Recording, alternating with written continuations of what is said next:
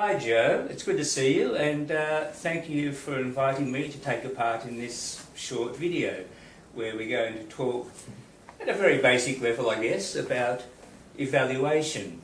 So let me start the conversation by asking something very simple. What is an evaluation? Thanks, Greg. You'd be actually surprised to know how many people don't know how to answer that question. Mm-hmm. One of my favorite definitions of an evaluation is that an evaluation helps to answer the question, what works, for whom, why, under what circumstances, and how much. Evaluations are essentially judgments or assessments. Okay, that's pretty basic and easy enough to grasp. But I think the more interesting question is who uses these evaluations and for what reasons?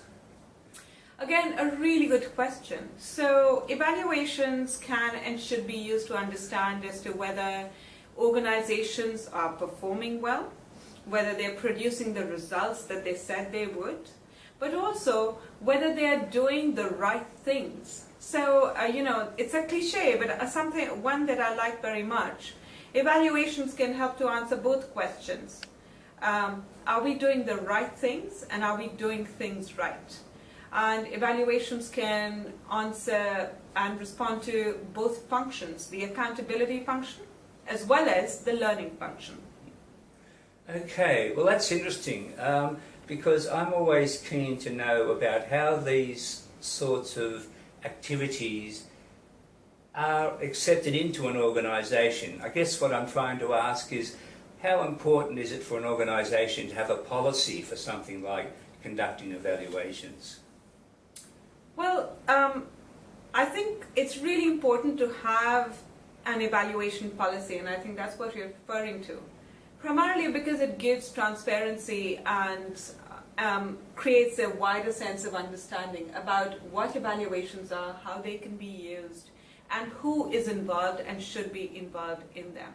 So to give you an example, an evaluation policy will typically respond to questions such as, what is my role if I'm a partner of an organization? What are the standards and criteria that this organization expects from the programs that I might be implementing on the ground? If I'm reporting on results, what are the standards of that evidence that I need to incorporate into my own information systems so that I might respond rigorously and adhere to the standards that the organization has set? There's one other function of evaluation policies.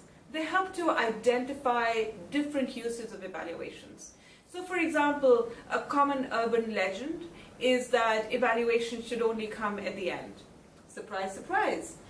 Formative evaluations can and should be done at the beginning while programs are still being put together and they're still being informed. And so formative evaluations can help to provide strategic guidance on what directions programs and projects might take. So by giving this sort of information, evaluation policies can help to create a huge amount of awareness, additional to also identifying roles and responsibilities. Okay, well that's a lot of information that you've given us.